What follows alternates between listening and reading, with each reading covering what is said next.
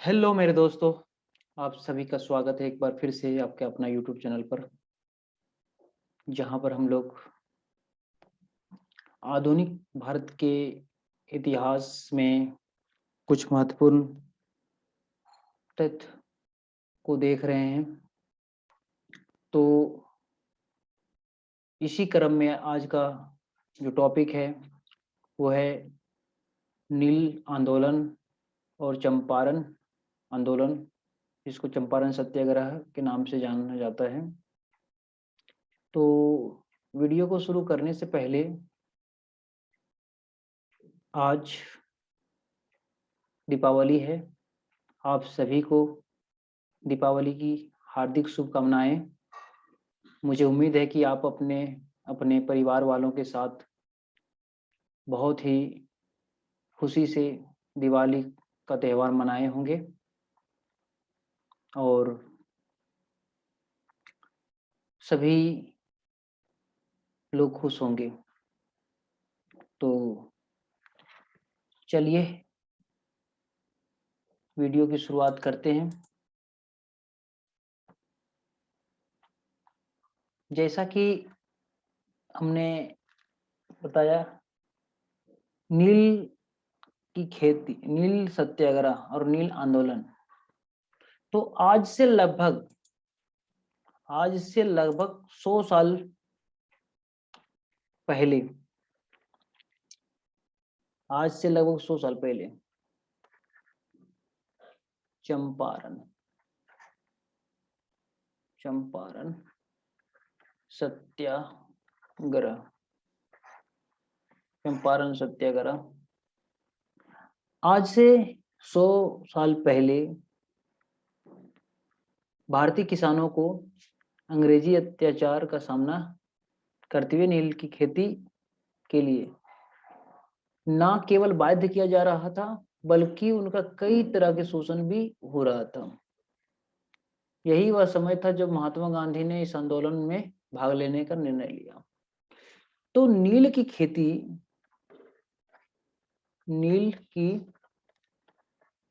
खेती का मतलब क्या होता है? क्या है नील की खेती? तो नील की खेती का मतलब होता है, नील क्या होता है कि नील एक रंजक पदार्थ है। नील क्या है? एक रंजक पदार्थ, डाई, जिसको हम डाई कहते हैं ना, रंगने के लिए जो होता है, रंजक पदार्थ है।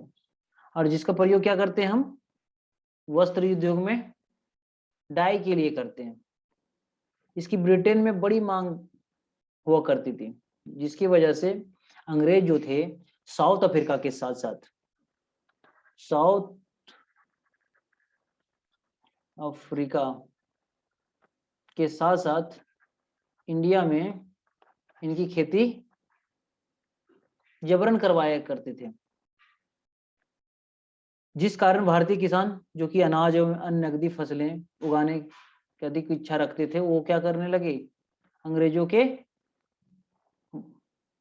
जबरन नील की खेती की वजह से शोषित होने लगे। किसान नील की खेती को करना आखिर क्यों नहीं चाहता था? आखिर खेती तो करना था, किसान का काम होता खेती करना। किसान का कार्य होता है खेती करना। तो ऐसा क्या दिक्कत थी कि नील की खेती वो नहीं करना चाहता था? नील की खेती, जैसा कि जानते हैं कि इसके कुछ रीजन थे। नील की जो खेती होती थी, नील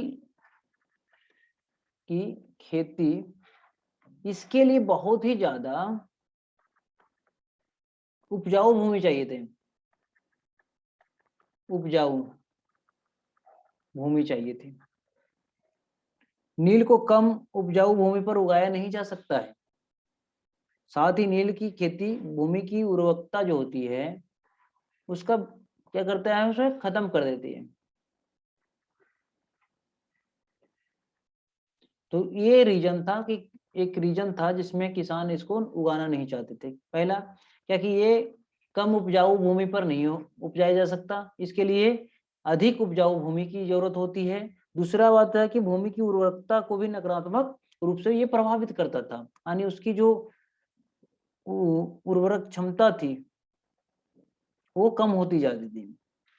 दूसरा पॉइंट ये हो सकता है कि नील की खेती के साथ ही किसानों को इसके पौधों से नील निष्कर्षण, यानी आपने नील की खेती की तो इस पौधे जो बना है इसके, इससे नील जो निकालना होता था, नील का निष्कर्षण, ये बहुत ही लेंदी वर्क होता था, बहुत ही जटिल काम होता था, जिस कारण से वो किसान इसमें बिजी रहते थे, व्यस्त हो जाते थे और अन्य जो फसल है उस पर ध्यान नहीं दे पाते थे। तो ये भी एक रीजन था। और रीजन क्या था,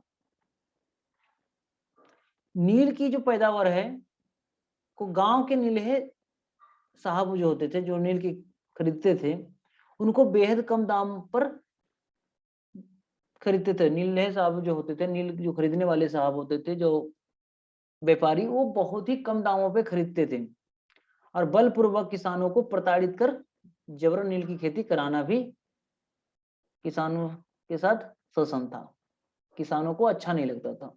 तो ये सारी चीजें जो थी, जैसे बहुत ज्यादा उपजाऊ जमीन होना चाहिए, अगर आपने बो भी दिया, आपने उगाया भी, वहां पे उपजाया भी अगर नील, तो अगले फसल के लिए वो जमीन बेकार हो जाती थी, क्योंकि वो बहुत ज्यादा बैड इम्पैक्ट पड़ता था आपके लैंड पे। दूसरी बात थी कि पौधों से नील निकालने की जो विधि थी वो थोड़ा लेंदी होता था, कठिन होता था, जिसकी वजह से किसानों को ज्यादा दिक्कतें होती थी, ज्यादा बिजी नील निकालने में होते थे वो, और दूसरी फसलों पे ध्यान नहीं दे पाते थे। तीसरा रीजन था, वो था कि नील खरीदार जो थे वो बहुत कम दाम में खरीदते थे।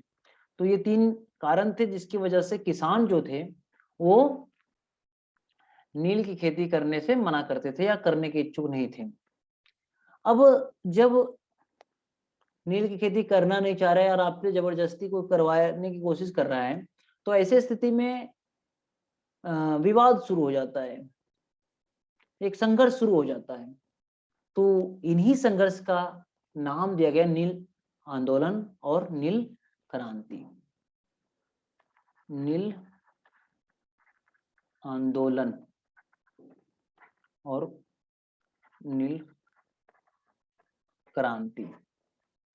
ये नील आंदोलन नील की जबरन खेती के विरुद्ध एक किसान आंदोलन था। ये भी जैसे हमने दक्कन विद्रोह देखा, इसमें भी क्या था, किसान का आंदोलन था, किसान का विद्रोह था। ठीक है, ये क्या था, नील आंदोलन क्या है, नील की जबरन खेती के विरुद्ध एक किसान आंदोलन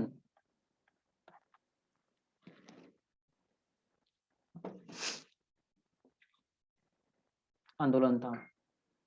यह आंदोलन भारतीय स्वाधीनता आंदोलन में एक मील का पत्थर साबित हुआ था। अभी आप देखेंगे कि यहाँ से बहुत हमारे जो स्वाधीनता संग्राम तक यहाँ से एक नई कहानी बनती है। तो इसीलिए कहते हैं कि स्वाधीनता आंदोलन में एक मील का पत्थर साबित हुआ था। इससे पहले भी समय समय पर नील की खेती के खिलाफ, नील की खेती के खिलाफ, क्योंकि ये अंग्रेज बहुत पुराने समय से ही जब यहाँ पे खेती करवा रहे थे, तो बीच बीच में थोड़े थोड़े टकराव होते थे, यानी छोटे मोटे नील खेती के खिलाफ में आंदोलन हो रहे थे। इसी क्रम में जो सबसे पहला हुआ था 1859 का नील आंदोलन 1859 का नील आंदोलन हुआ था। वर्ष लगभग 1859 से ले 60 के बीच में बंगाल में जो नीलवे साहब थे, यानी जो नील खरीदार थे, उन्हें ददनी नामक व्यवस्था लागू कर दी थी। क्या किया था, ददनी नामक, ये ददनी नामक क्या क्या व्यवस्था शुरू कर दी थी। इसके अंतर्गत 2 रुपया प्रति बीघा दर से खेती करने के लिए किसानों को बाध्य किया जाता था, यानी किसान को 2 रुपया प्रति बीघा किसानों को करना ही करना था। इसके विरुद्ध बंगाल में आंदोलन हुए तथा बाद में अंग्रेजों द्वारा एक नील आयोग का गठन किया गया था, जिसका अध्यक्ष सचिन सिटनकर ने बनाया गया था। और इस आयोग की रिपोर्ट के बाद बंगाल में जबरन नील की खेती पर प्रतिबंध लगा दिया गया। और इसके बाद दूसरी जो इम्पोर्टेंट है उनमें है चंपारण आंदोलन। चंपारण आंदोलन, चंपारण आंदोलन की बात करें तो 20वीं सदी की शुरुआत में इस क्षेत्र में नील खरीदारों द्वारा अंग्रेजी सरकार की सहायता से तीन कठिया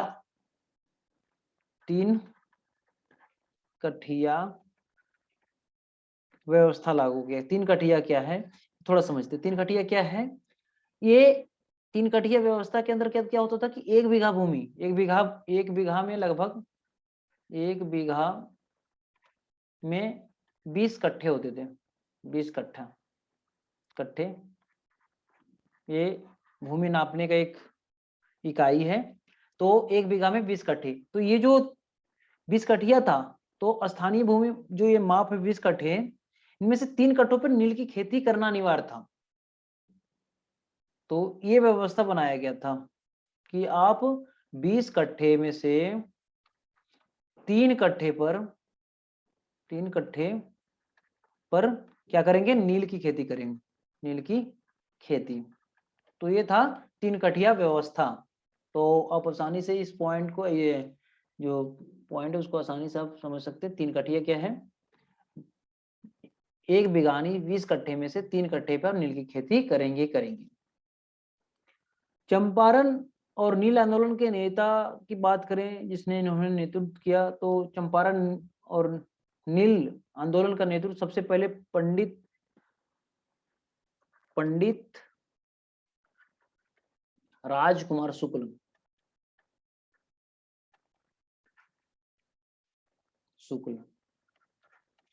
के द्वारा शुरू किया गया। तो उन्होंने किसान होने के नाते जो है ये किसान थे, जिसकी वजह से ये क्या है, ये सारी चीजें झेले थे। जो किसान के साथ अन्याय हो रहा था वो भी उनके साथ भी किया गया था। उन्होंने इसके खिलाफ आवाज उठाना शुरू किया और वर्ष 1915 में जब महात्मा गांधी जी का भारत आगमन हुआ है, यहाँ पे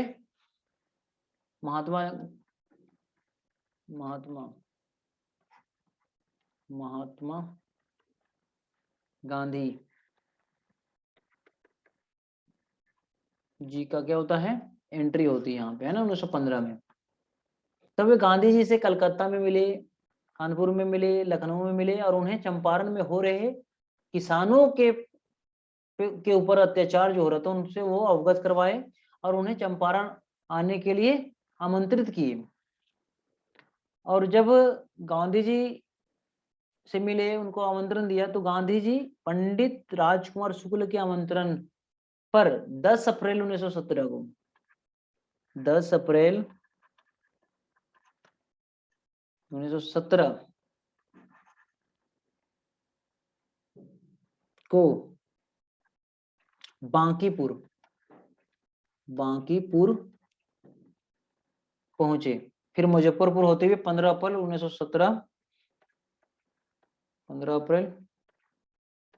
1917 को बिहार के चंपारण में पहुंच जाते हैं। हम चंपारण में पहुंचते हैं। एक्चुअली चंपारण अब 2 हिस्सों में बट गया, पश्चिमी और पूर्वी चंपारण। पहले एक ही जिला होता था। तो ये चंपारण जो सत्याग्रह है ये इसी वजह से चंपारण सत्याग्रह पड़ा, क्योंकि चंपारण में ये सत्याग्रह आंदोलन चल रहा था। तो हम देखते हैं चंपारण सत्याग्रह और आंदोलन। चंपारण आंदोलन जो है ये शुरुआत होता है 19 अप्रैल 1917। ये डेट याद रखना है, जिसका नेतृत्व गांधी जी ने किया। नील की खेती के विरोध में चल रहे नील आंदोलन को जब गांधी जी ने बिहार के चंपारण से शुरू किया, तो इसे चंपारण आंदोलन या चंपारण सत्याग्रह के नाम से जाने लगा। गांधी जी को चंपारण के किसानों के साथ साथ बिहार के बड़े वकीलों का भी सहयोग प्राप्त हुआ था। कई जनसभाएं की, नील खरीदारों से उन्होंने मीटिंग की, वे अंग्रेज पदाधिकारियों को पत्रों के माध्यम से हरे जानकारी देते रहे। यह आंदोलन कुल 1 वर्ष तक चलता रहा और अंत में ब्रिटिश सरकार द्वारा एक जांच समिति गठित की गई, जिसके सदस्य में गांधी जी भी थे, जिसके परिणाम स्वरूप चंपारण कृषि अधिनियम, चंपारण कृषि अधिनियम 1918 बना। और किसानों की जबरदस्ती था, अगर इच्छुक से करना चाहते तो कर सकता है, लेकिन बाध्य नहीं कर सकता। तो ये उनके जो चंपारण कृषि अधिनियम बना, तो उसके अंतर्गत ये भी एक प्रस्ताव रखा गया कि अगर कोई करना चाहते तो कर सकते, बकायदा उसमें जबरदस्ती नहीं की जा सकती। और इसी आंदोलन में डॉक्टर राजेंद्र प्रसाद गांधी जी से मिले, जो कि आगे चलकर भारत के प्रथम राष्ट्रपति भी बने। तो ये चंपारण सत्याग्रह ऐसे नाम पड़ा। चंपारण आंदोलन के सफलता के पीछे जो रीजन है, जो कारण है, इसमें अगर हम बात करें कि ये जो सफल हो गया था एक्चुअली चंपारण सत्याग्रह सफल होने के कारण क्या है, कारण सफल क्यों हुआ था? पहली बात कि सत्य और अहिंसा पर आधारित अहिंसक आंदोलन था। जहां भी गांधी जी का नाम है कि सत्य एवं क्या होगा, या हिंसक या हिंसा पर आधारित या हिंसक अहिंसक आंदोलन। गांधी जी के नेतृत्व में चलाया गया चंपारण आंदोलन शांतिपूर्ण अहिंसक आंदोलन था, जिस कारण ब्रिटिश सरकार को उसके दमन कर पाना कठिन था ब्रिटिश सरकार के लिए। तो ये एक रीजन था कि ये अहिंसा वाला आंदोलन था। आंदोलन का सही प्रचार और प्रसार होना। आप आंदोलन कर रहे हैं, उसका सभी लोगों का समर्थन मिलने के लिए आपको प्रचार करना जरूरी होता है। आंदोलन का सही प्रचार और प्रसार होना। तत्कालीन समाचार पत्रों द्वारा चंपारण आंदोलन को प्रमुखता से छापा गया, जिससे आंदोलन की लोकप्रियता किसानों में बढ़ी, शिक्षित वर्ग भी बढ़े और ज्यादा से ज्यादा लोगों तक इसके जो आंदोलन थे वो पॉजिटिव न्यूज गया। तो लोग सभी एक साथ आए, इस आंदोलन में भाग लिए और गांधी जी के इस आंदोलन में लोग जुड़ते गए। तीसरा था कि वकीलों का सहयोग प्राप्त हुआ था। वकीलों का सहयोग, जैसा कि आप जानते हैं, वकीलों का सहयोग की बात करें तो वकील का बहुत बड़ा बहुत ही महत्वपूर्ण रोल होता है। तो क्योंकि गांधी जी स्वयं एक बैरिस्टर थे, वकील थे, इसलिए उन्होंने बिहार के बड़े वकीलों से बातें की और उनसे बहुत काफी सहायता मिला। और जो चंपारण सत्याग्रह के परिणाम हुए, परिणाम की बात करें, इसके बाद कंक्लूजन की बात करें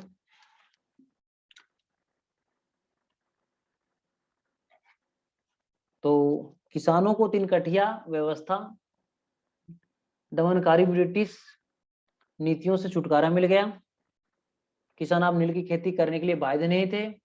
किसान अपनी इच्छा अनुसार नकदी फसलों की कृषि को करने के लिए स्वतंत्र थे, फ्री थे, यानी वो क्या कर सकते थे कि अपने इच्छा अनुसार वो खेती कर सकते थे। पहली पॉइंट क्या हो गया कि किसानों को 3 कठिया व्यवस्था से 3 कठिया व्यवस्था क्या हुआ, समाप्त कर दिया गया। ठीक है। दूसरी बात करें विकास की प्रारंभिक पहल। इस आंदोलन के दौरान गांधी जी भारतीयों को यह समझाने में सफल हो गए कि स्वच्छता स्वतंत्रता से ही कहीं अधिक महत्वपूर्ण है। साथ ही चंपारण में पाठशाला, चिकित्सालय, खादी संस्था, आश्रम भी स्थापित किए, जिससे वहां का प्रारंभिक विकास शुरू हो सके। यानी विकास जरूरी है, वहां पे लोगों को शिक्षित करना है, हमें अच्छी हेल्थ सुविधाएं देनी है। गांधी जी के महात्मा बनने का भी ये सफर है। इसी आंदोलन में मोहनदास करमचंद गांधी, ये बहुत ही इंपॉर्टेंट पॉइंट है कि मोहनदास करमचंद गांधी का महात्मा बनना कहाँ से शुरू हुआ था? महात्मा कहाँ से बने थे? चंपारण सत्याग्रह से ही शुरू हुआ था। इस आंदोलन के आगमन के साथ ही उनका व्यक्तित्व मोहनदास करमचंद गांधी से महात्मा गांधी तरफ अग्रसर हुआ। ये पहला स्टेप था। किसानों का आत्मविश्वास बढ़ा। जैसे ही आप ये आंदोलन कर रहे हैं, तो अगर आपको सफलता मिली है तो आपका आत्मविश्वास बढ़ेगा। आत्महत्या करने को जो लोग चले थे, वो सफल होने के बाद भारतीय किसान क्या हुए? आत्मविश्वास बढ़ा और उन्हें सत्याग्रह में एकता की शक्ति का आभास भी हुआ। स्वतंत्रता आंदोलन में सहायक चंपारण आंदोलन जो है, चंपारण सत्याग्रह भारत के राष्ट्रीय स्तर पर प्रथम प्रयोग सफल रहा। यह हिंसक होने के कारण ब्रिटिश सरकार को भी इसके आगे झुकना पड़ा। यह भारतीय स्वतंत्रता आंदोलन में एक मील का पत्थर साबित हुआ और यह माने जाने लगा कि एकता के साथ अगर सत्याग्रह किया जाए तो अंग्रेजों को भारत छोड़ने के लिए हम मजबूर कर सकते हैं, विवश किया जा सकता है। तो ये था आज का टॉपिक, चंपारण सत्याग्रह, जिसमें हमने देखा कि चंपारण सत्याग्रह दरअसल एक नील आंदोलन था, जो ब्रिटिश द्वारा क्या था, जबरन खेती करवाया जाता था। किस चीज की? नील की। तो ये था, नील की जबरन खेती के विरुद्ध एक किसान आंदोलन था। और पंडित राजकुमार